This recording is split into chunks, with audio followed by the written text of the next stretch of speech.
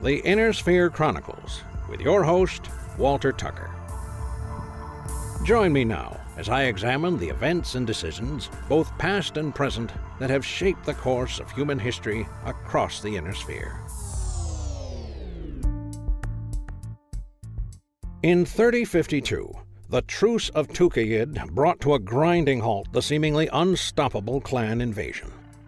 No doubt a great victory, won at the terrible price of thousands of lives.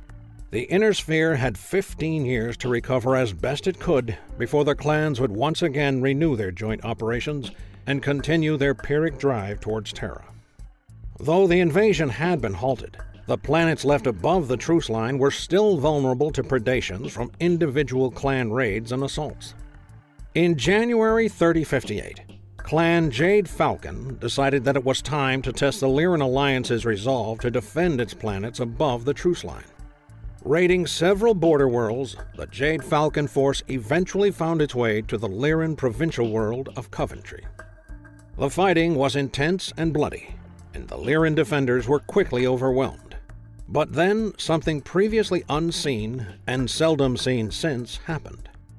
The Inner Sphere banded together, and under the leadership of Victor Steiner Davion, a coalition force comprised of units from all across the Inner Sphere landed on Coventry to challenge the clan war machine once more. Stalled and unwilling to fight an extended campaign, the Jade Falcons withdrew from Coventry and the other planets they had captured and returned to their occupation zone. Steiner Davion had brought together the Inner Sphere in an unprecedented fashion, setting the stage for a coming final confrontation between the Inner Sphere and the clans. In a way, the Jade Falcons can be credited with being the catalyst for the events of the rest of 3058, which culminated in the rebirth of the very thing the clan sought to restore, the Star League. I'm Walt Tucker, and this has been an Inner Sphere Chronicle. The Inner Sphere Chronicles is written by David Martin, with additional material by George Ledoux. Produced and performed by George Ledoux and Voices in My Head Productions. Any similarity to persons living or dead is a product of your imagination. Prepare yourself for more face-melting, metal-stomping music. Armor will be pierced, fluid will be spilled, machines will fall, warriors will rise. Animatronic brings you a soundtrack for armored combat. Available now from NoGutsNoGalaxy.net. Join the invasion. No Guts, No Galaxy is recorded in front of a live studio audience. This is an adult podcast containing adult language. Consider yourself warned. Welcome to the No Guts, No Galaxy podcast 121. My name is Phil, and I'm your host. Today is September 17th, 2014, and I'm joined by Daeron. Hey, everyone. And today's co-host, Brandon. Hey, everybody. And last but not least, Tyler. Hi. All right. Hey, guys. Wow, crazy week, I think is a... well, no, not a crazy. Okay, crazy. Exciting Good crazy? Good crazy? No lack of information. No lack of reading. Oh my god, I'm so glad this is like out there and we don't have to bottle us in anymore. Clan packs, the mechs, and then the King Crab. Yep, King. Anyways, lots of shit to talk about. We have walls of text that we need to turn into walls of words. Yes, and then, you know, we've got other topics that came out as well. Community Warfare Phase 2, Clan Wave 2, 1-year Customer Appreciation Program. Just all of this came out within the last, week. And anyway, so plenty to talk about. So let's go dive into the first thing, which is Community Warfare Phase 2. It pretty much highlights a ton of things. It's basically what the player or players will be doing, how the process is going to be, you know, as far as when you're involved as a group. Is there anything that stood out to you, or is there any questions that sort of arose from, reading through this? Tyler? I just wanted to, confirm. So is everybody that's defending going to need to be on standby, or the teams anyways, that it's prioritizing? Because right now that placeholder time of 2 minutes to respond for the defending team seems pretty short. Just wondering. Yeah, it sort of seems like if you miss that 200 opportunity, then it just grabs, you know, small groups or individual players to fill in, and then, you know, so is that basically like a public queue, I guess, in the faction queue, or is it just pulling groups from, you know, the public queue altogether? I think just more information on how the queuing is going to work, or hypothetically work, would be very welcomed. Now, you already said that this is in progress, right? This isn't set in stone. Yeah, I mean, that's the thing with you know, this entire thing is it's always tough to sort of mentally break down this process. Yes, he says, okay, this is your drop deck, and then this is what you do. But until you actually experience it and be like, oh, okay, because, you know, that 2-minute wait time, a lot of people were like, what? 2 minutes? That's it? But I don't know, is other games use that? What about World of Tanks, Daeron, for clan warfare? You guys, you get battle notifications within, you know, 24 hours, but then you may have actual multiple battles going on at the same time, right?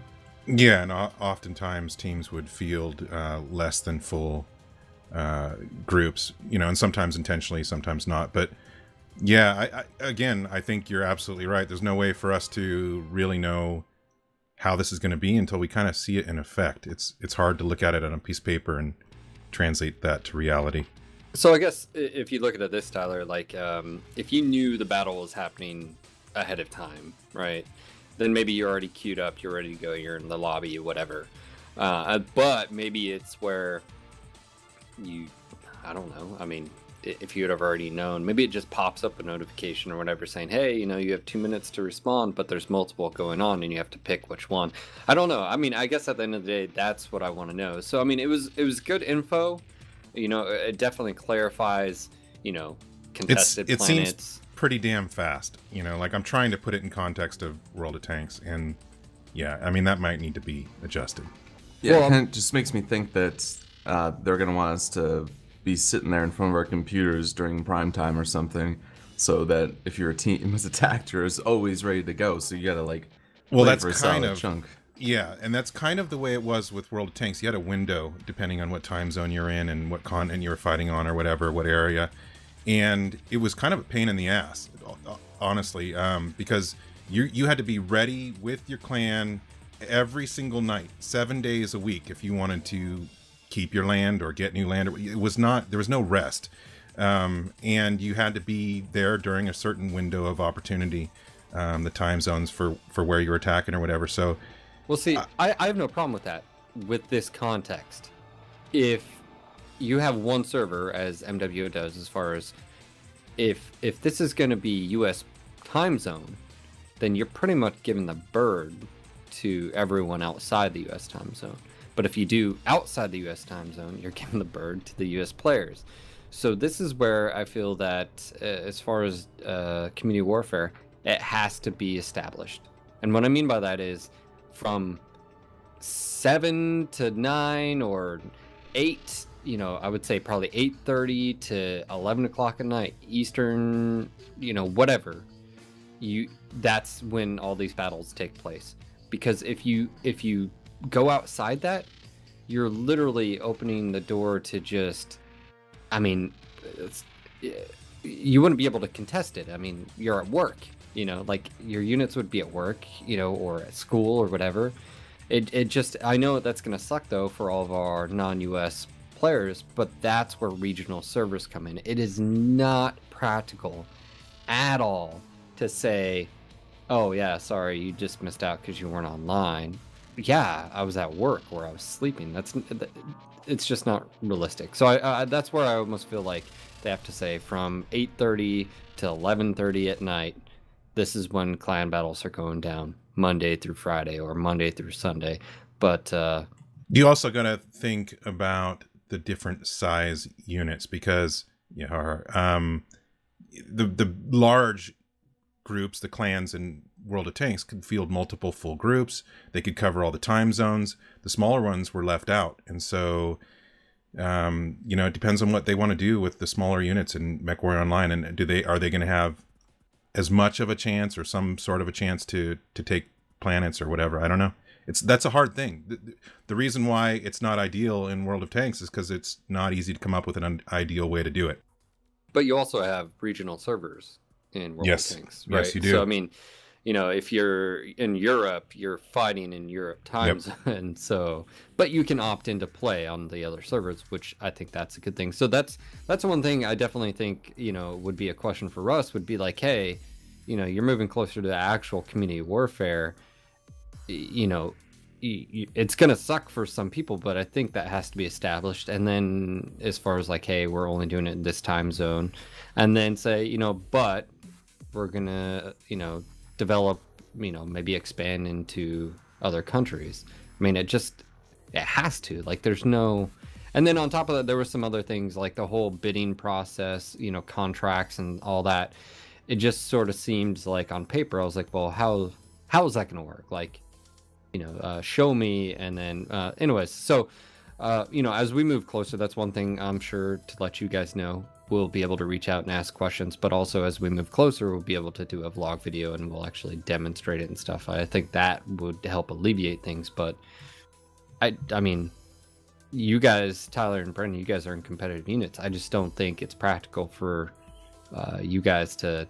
I mean, wouldn't you be pretty pissed off if you're not even online, or you sleep, or at work, and you lose a bunch of stuff? Yeah, I'd be frustrated. But then again, I also played EVE Online. I mean, you have as well. So yeah. I think we've all gotten those phone calls at 4 o'clock in the morning saying, "Get on, the Russians are coming." So yeah, but EVE Online ran into this issue too, because what it turned into was time zone warfare. And then what they did is they had the reinforcement timer, which basically plus or minus 12 hours from whenever. So I guess the thing with it is you have to, for a free-to-play title like this, and you have different populations of players in different time zones literally across the world, you have to have servers and community warfare for those in different locations. I mean, would you guys agree on that? Yeah, and they could just as well just do instance versions of the Innersphere for an EU server and a North American server anyways. Completely agree. Now, you know, when I read all through this, there was some pretty cool things. Obviously, you know, drop decks intrigued me, right? There was the game mode, planetary conquest game mode. I think that's probably the coolest invasion thing. mode. Yeah, yes. That's so hyped for that.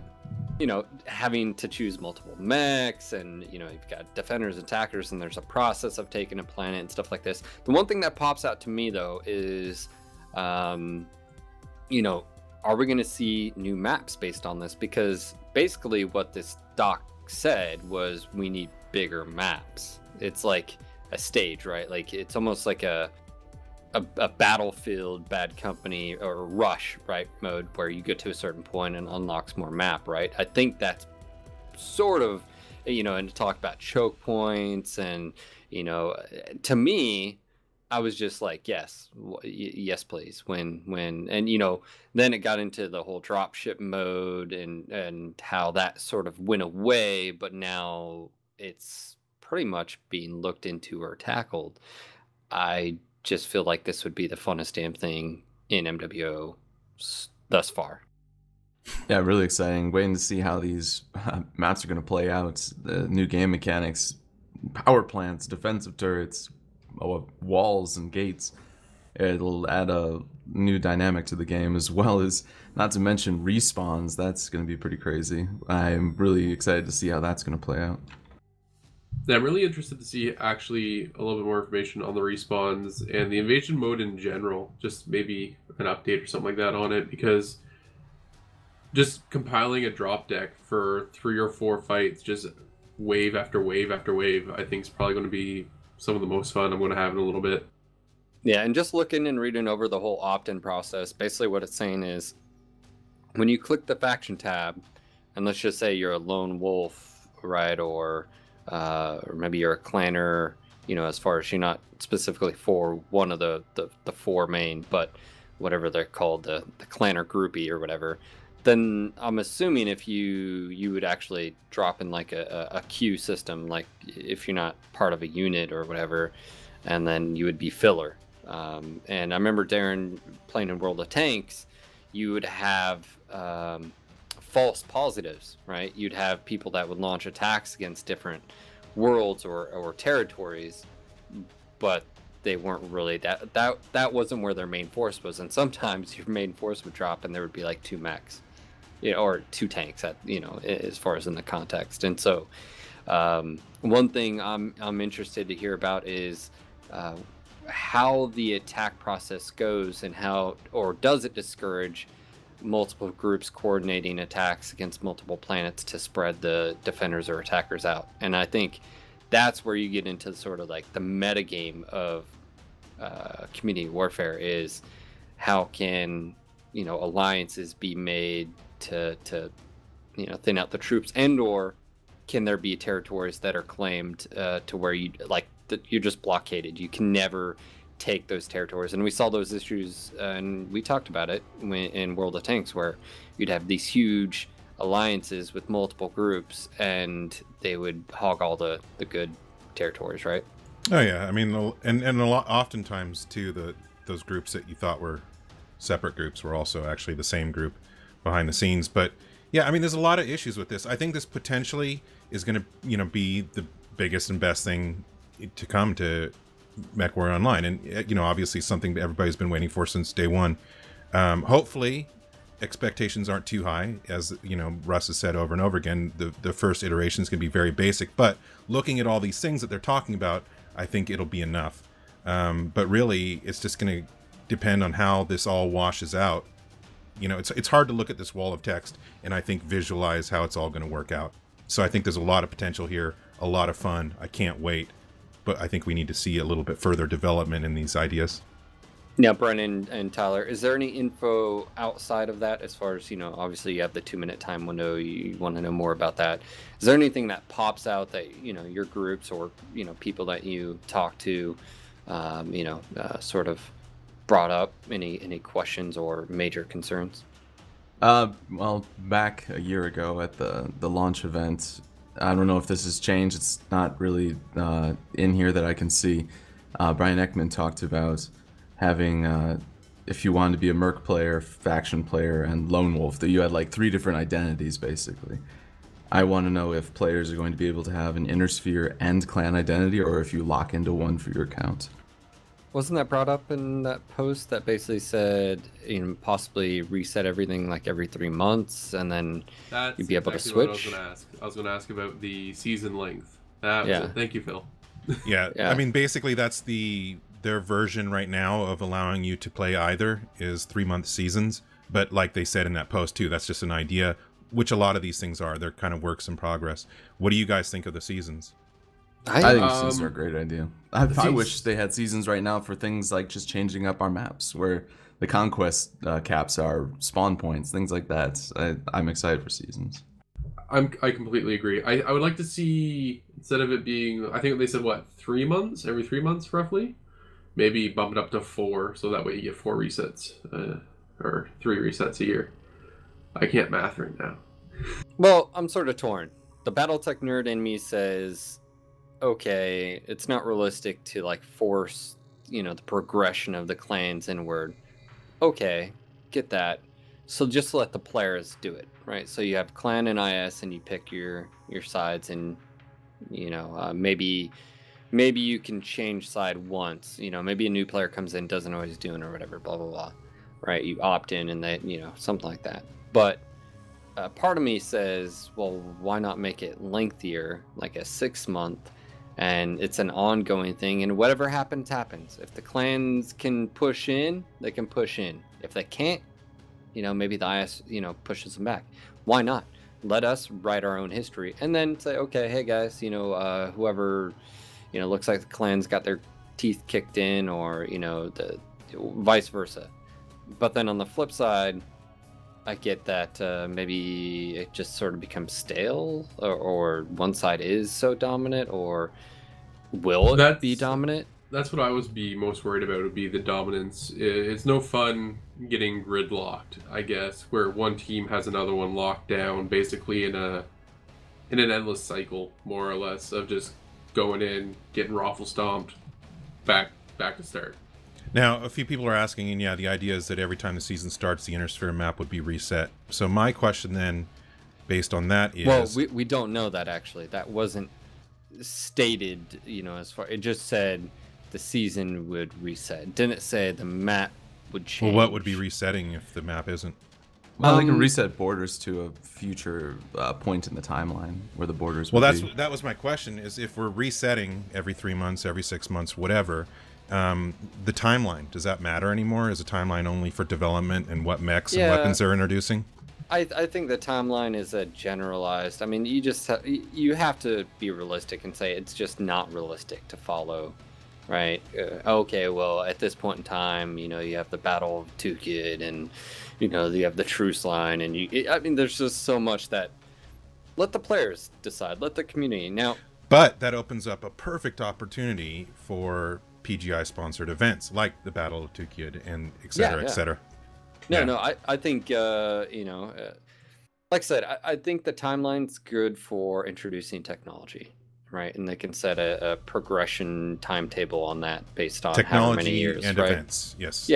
Yes, and I think that would be fine. But as far, because, okay, so, you know, maybe the clans aren't doing so well, but you still have the Battle of Tukid, or, you know, the fight for the, you know, the Black Pearl of Luthien and stuff like that. I think you could still do that and have special events and just make it epic and stuff. But as far as the progression, yeah, I have no problem with resets. You know, at the end of the day, we don't know how quick planets are going to be turning over. And that's another thing is, again, we just need more information. We need an example. Maybe we do need to play through. And one thing to keep in mind is, Daeron, we said this quite a bit with World of Tanks, is this initial community warfare that you will start playing in is just going to be evolving.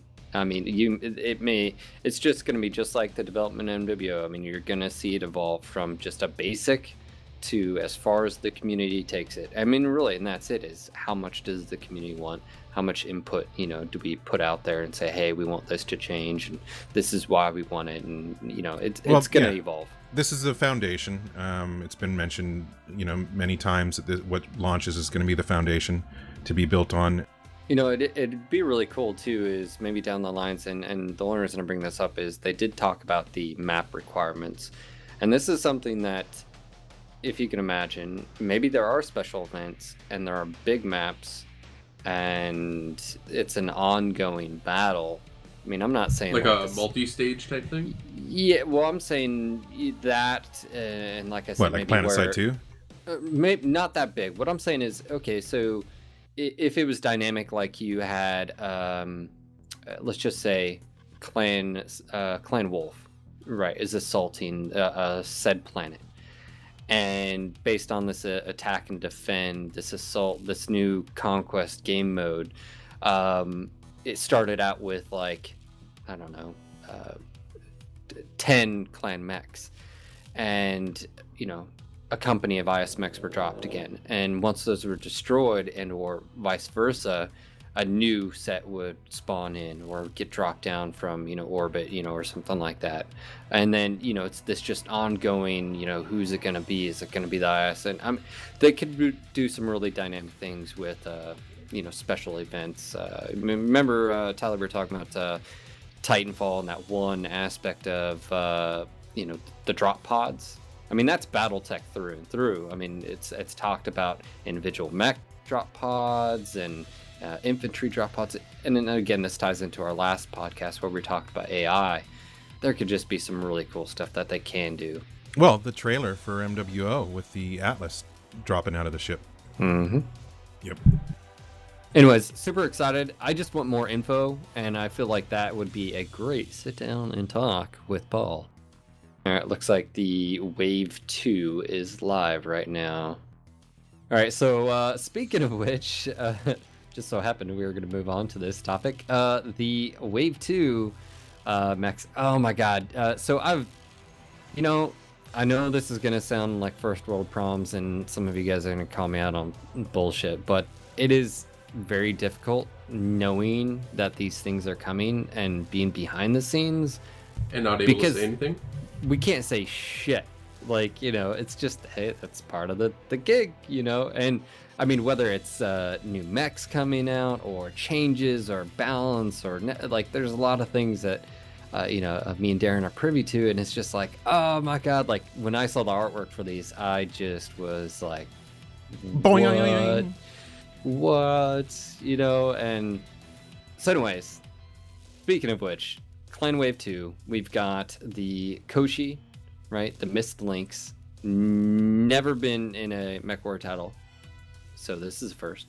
The Fenris, the Ice Ferret, never been, at least not in a, I should preface this, not in a vanilla game. MechWarrior 4 Mech Tech packs may have had them, but not in a stock.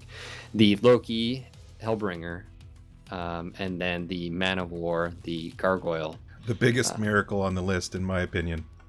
What, the Gargoyle? Yeah, he turned just... I mean, I could have done a better drawing of the original artwork. That was the one I was most nervous about. Like, how do you turn a piece of shit into something amazing? And Alex always delivers. Well, it's funny because the Hellbringer, actually, there was a community member, Ironhawk, that did like a mock-up, right? And it looks very similar to it. I mean, obviously, it's very...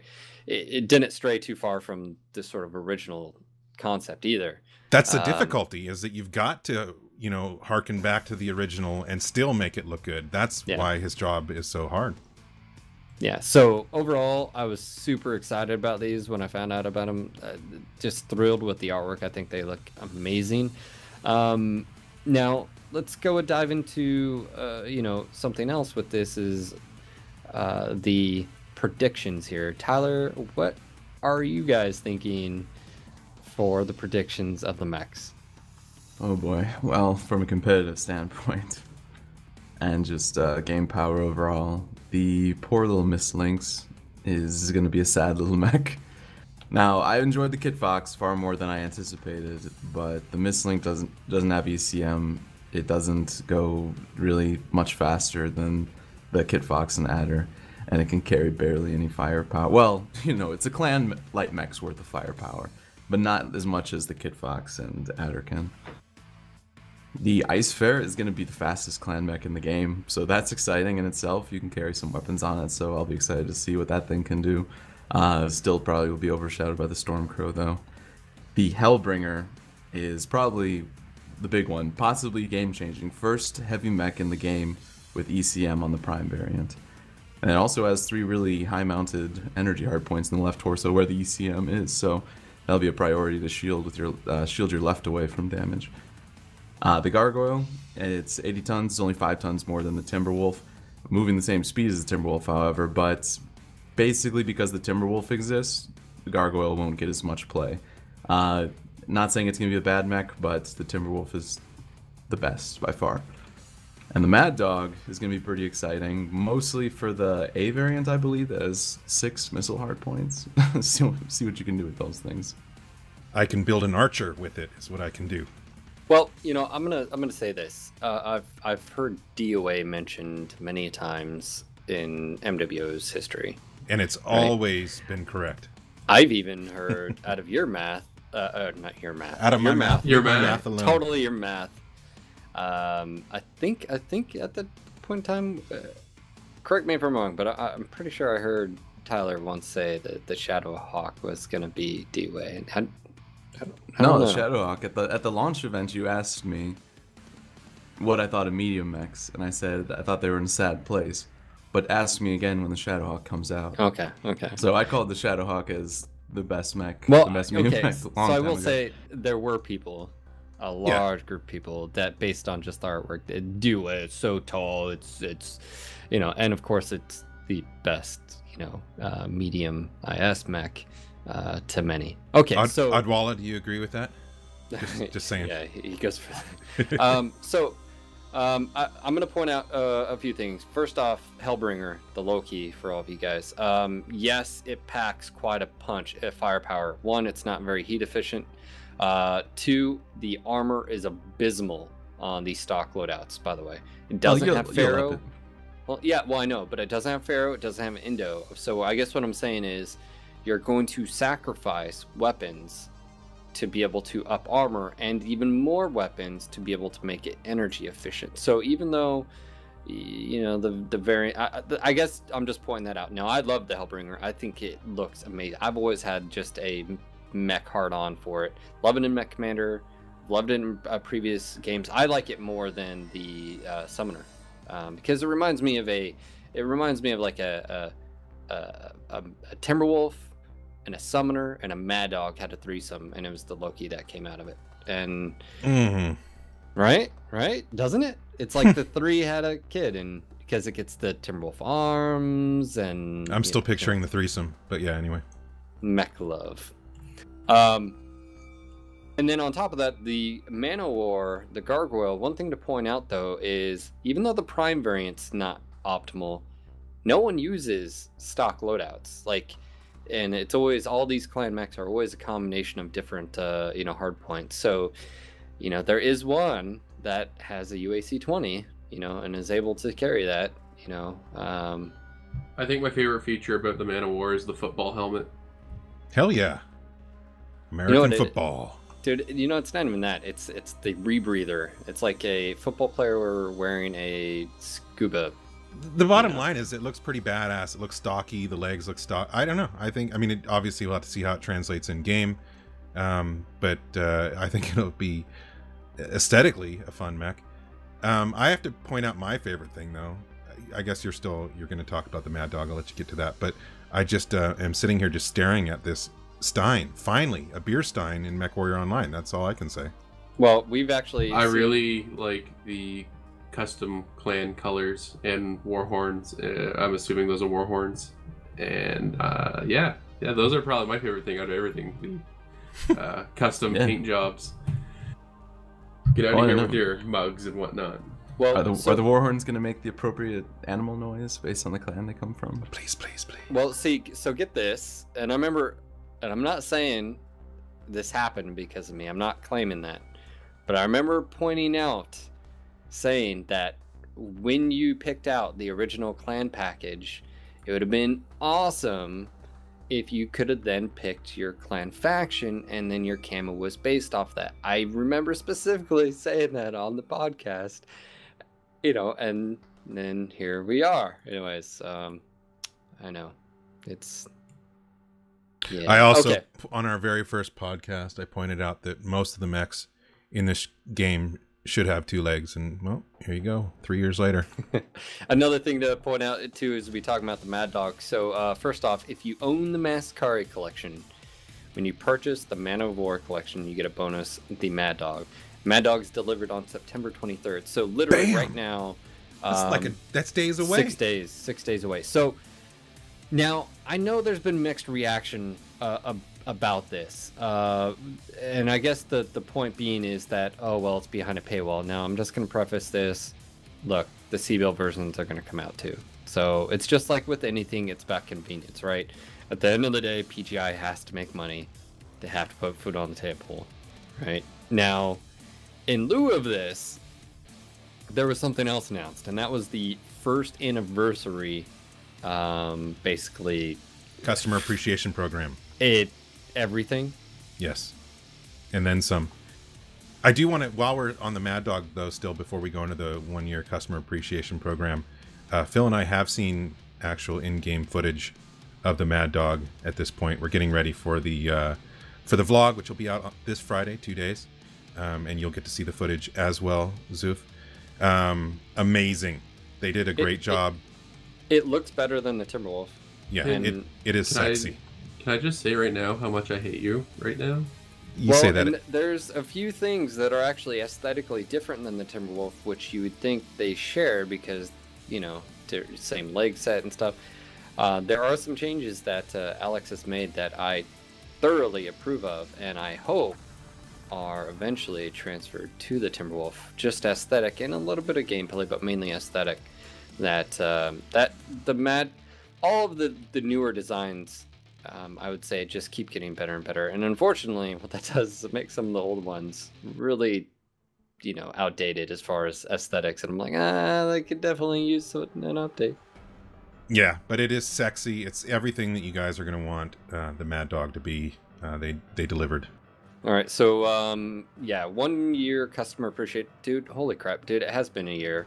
I actually met Tyler a year ago, and Brandon and Daeron for the first time. Didn't really know you at all, Tyler, at the time. I didn't. Who's this guy that keeps freaking winning? That's what this guy is like, I'm gonna win. Redheaded guy that keeps winning. Really? Wow. Okay, he's calling it. Blonde. Hey, ginger. No, he's a ginger. Strawberry ginger, whatever you want to call him, he's a ginger. Yep. Half soul, quarter soul. And he was calling it like freaking Babe Ruth too. Yeah, that was good times. So, wow, yeah, it has been a year. It flew by, and we've got a cool. Okay, so I'm not even going to go into details of like this weekend and stuff. I think the biggest thing, let's be realistic here, is the free mechs. We have the Atlas S, the Centurion CN9-AH, which by the way was in closed beta and they removed it because of the Yenlo coming out. The 9-AH has a ballistic and a missile, whereas the Yenlo has the ballistic and energy.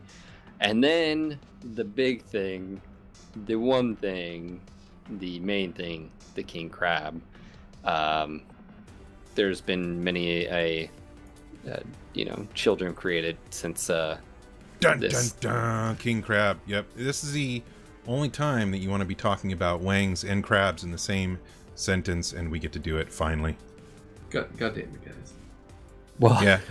Now we don't have any really any artwork except for I was gonna say sketches, right? No, I've been privy to some stuff from Alex. Are we allowed to share? Bitch. Oh, it's you ask and you shall. No, I can't actually, but you will be able to see what he's talking about again on Friday. We're gonna have in the vlog. Stay tuned for some King Crab goodness. And the one thing with this is, okay, so where this all stemmed from, and I'm really glad this happened, and town hall meeting, you guys were there, and one of the questions was, hey, you guys are doing this free mech extra for the clan packs. What about us founders and the Overlord, the Phoenix and stuff? And I did. I asked Russ, and I made it the point of saying, hey, these guys didn't get as much. Now, some could argue, well, you got a ton of free premium time, and then, but no, Max is where it's at. And boom, there you go. Yeah, so it's also coming with a custom decked out paint job, along with 30% C-Bill bonus and a free mech bay as well. The Atlas, the main thing with the Atlas, by the way, is it has like 4 missile possible. 4 missile, I believe, if it's going by TRO. 2 of them are rear mounted, but chances are, like everything else that's been rear mounted this way, probably thrown up on the front would be my guess. Yeah, it won't be rear. We've already mentioned that in a few interviews about that. Don't even know how that would work anyways, but 360 target retention and SSRMs. Yeah, no. I mean, it would be helpful. There's many times where a mech, it's like on your ass shooting you, and there's, yeah, anyways. Let's see. Now, are you eligible for this? It's basically 100 matches since September 17th, which I think isn't crazy at all. That's not even a match a day, so I think most people are covered. And it's you're gonna receive 2 million C-bills, a mech bay, and a standing cockpit item and stuff like this. Anyways, just really cool. I think the community, I knew this was gonna be awesome, and the community's response is share this. I mean, and this is on top of all this stuff going on, town hall. IGP is not here anymore. The communication again, from all the guys behind the scenes. I think it was on top of all of this, just icing on the cake. And a lot of people, I think, are like Kell, yeah, like about damn time. Don't forget the terrain fixes on HPG as well. A little bit more icing on the cake. Yeah, so someone posted that on Reddit and was like, hey, I noticed this. I was going to go hide behind these pillars and my ass got shot. Shit, I just created a tangent. But yeah, it's important. I mean, there's still some fixes, in other areas, but if you look at the pillars up top, it's been remedied. Well, anyways, it's not perfect, but Right. we actually asked and inquired about this with Dennis, and he said there's little things like this happening all the time, and the only reason it wasn't mentioned is they were super busy with other stuff, and They forgot. he forgot. So, we told him like, hey, make sure you get these in the, patch notes, because people, little things like this, one, you may not realize until you get your ass shot. Two, just it shows like, hey, they are making these little adjustments here and there, and I think it's a good thing. And overall, I think maps in general gameplay, there's a few things that could be fixed like this. I was watching someone stream earlier this morning, and it was funny. He went to go turn. It was on the platform. He was in a Warhawk, and he went to go turn into one of the little alleyways up top, and he couldn't fit. And he's all like mad. I'm like, well, that's where a little mech would fit. You're in a big mech. You can't fit. That's just not how it works. Anyways, let's go ahead and move on. We've got an additional, thanks to all the founders, the C-Bill bonus from original founders mechs will be permanently raised from 25 to 30%. This is one of those things where everyone always sort of wondered why it wasn't 30%, and now it's happening. So there you go. Founders mechs, 30%. And there was much rejoicing. Yay. So how excited are you, Brendan, that you're going to get the king crab? I am on a scale of 1 to 10. I'm at about a 12. By the way, I'm pretty sure Russ confirmed also that they're going to try to do clamping with the hands using the missile bay doors. So, yeah. I mean, that alone, that just, again, 12 out of 10. That was one of those things that Phil and I knew about early that we wanted to tell people but couldn't. I mean, those guys are just doing an awesome job with all three of these discussion topics. I think a lot of cool stuff here on the horizon. Like I said earlier, these are going to probably be our busiest few months in MechWarrior Online to date. And I mean, I don't want to sound like unappreciative, but the real question I think on everybody's mind is, where's the Mauler? I guess the real question would be then, what is the next IS chassis? Is it the King Crab or is it something else? Well, King Crab's what, December, I think they said? Mm-hmm. So, I mean, that gives us a good couple of months. So, if I remember correctly, the cycle ended on a medium, I think it was. Yeah, Vindicator. So we are due for a heavy, I believe, and another light mech.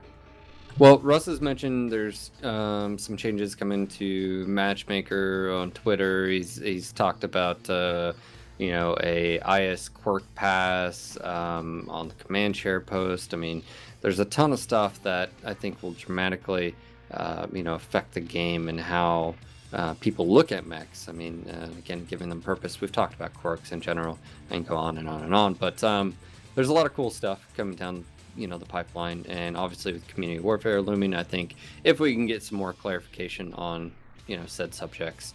One, a lot of you guys are in units and you want to prepare, and what's going to be interesting with this, and again we were talking about this with you last time, Tyler, is what are comp teams going to do, or what are some of the top comp teams going to do? It's not going to dictate everyone's behavior, but as far as, are you going to stay clan, IS, and then what is that going to mean, and is there the whole process of and at the end of the day, you want to win. No one wants to lose. You don't play to lose, right? And making that distinction of playing to win sometimes mean it's not about fun. It's about winning.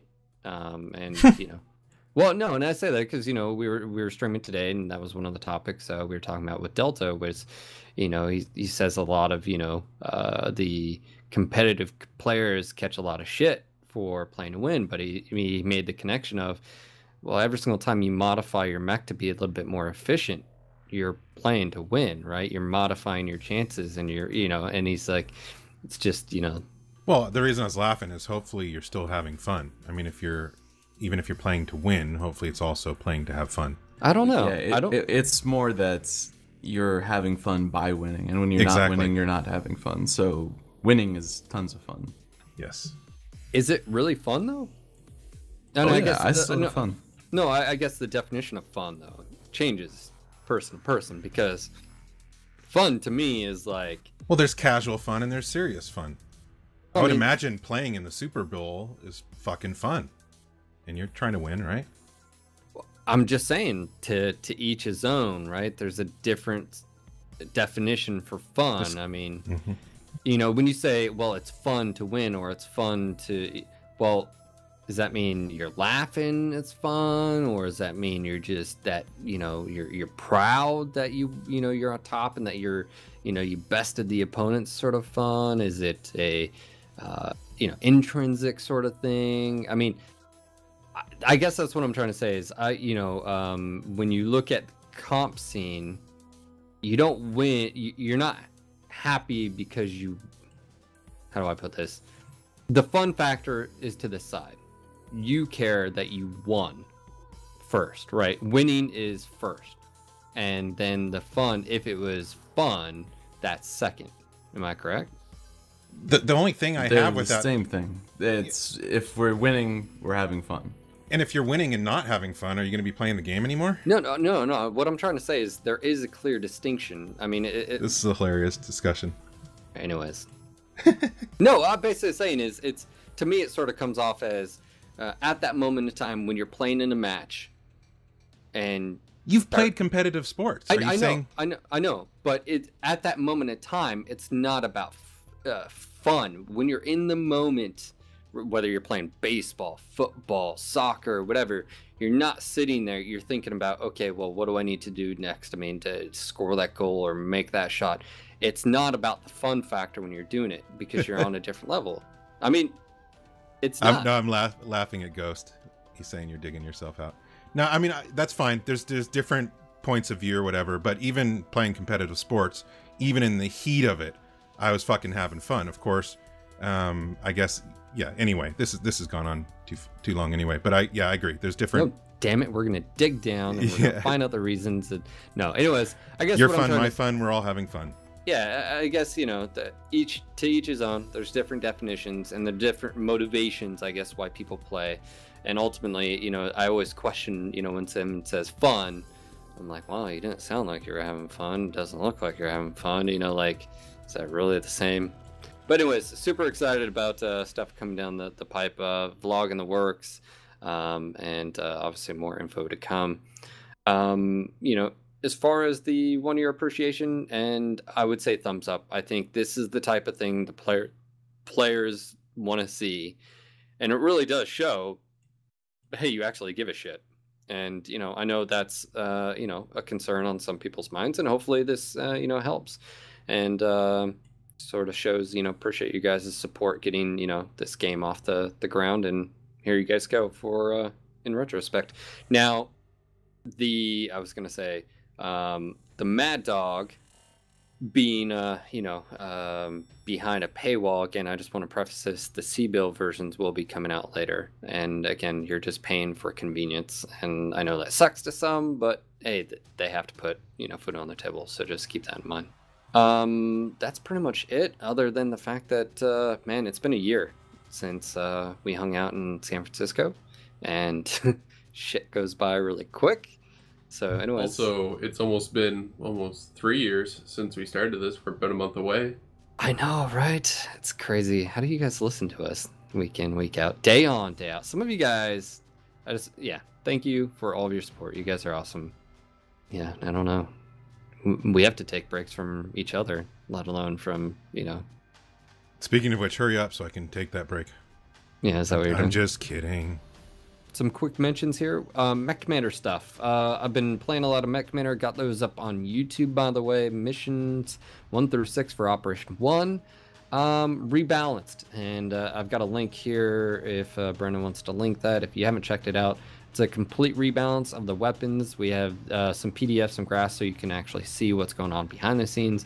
Been doing this, really enjoyed. Changes the gameplay. I'll be releasing an actual download for you guys where all you have to do is extract it, load an ISO image, and boom, off you go. You can try it for yourself. Really fun, really enjoyable. And for all of you mech fans out there, as far as Mech Commander, I will say this. if I could organize a small team and recreate Mech Commander in an HD sprite heaven in Unity, I'd be thoroughly excited and I willing. was really hoping you would say if you get a small team together and you could make Mech Commander 3 in a sprite-based heaven. That's fine too. My point being is, if I could find someone who's uber awesome at 2D artwork and sprites and a programmer that's willing to put in some time, or programmers, I'd be willing to help organize that. And Unity would be perfect.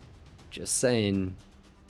Shirts, don't forget, if you want to get your Marauder shirt, you have 2 days left before I pre-order them, and I'll take them off the store until I get them here in stock and put those up. And of course, we still have some All Systems Nominal and a handful of Battlemaster Grid shirts left.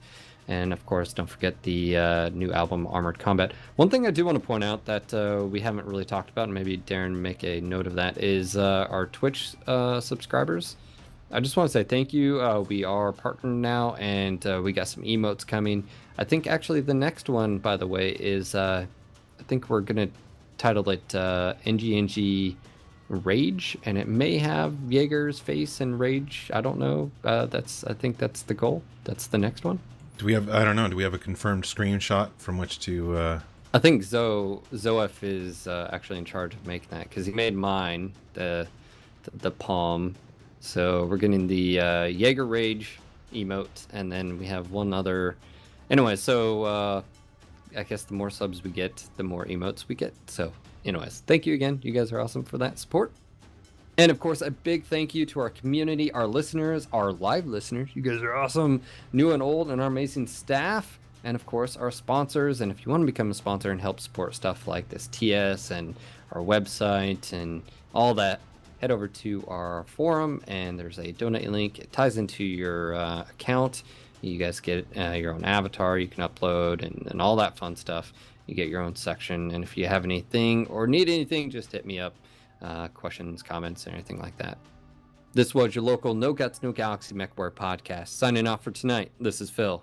This is Daeron. This is Brandon, also known as Cattra, Kell. And this is Tyler. Until next time, Mech Warriors. Don't forget to follow us on YouTube at NoGutsNoGalaxy TV, on Twitch at NGNG TV, on Facebook at NoGutsNoGalaxy Podcast, and on Twitter at NoGutsNoGalaxy.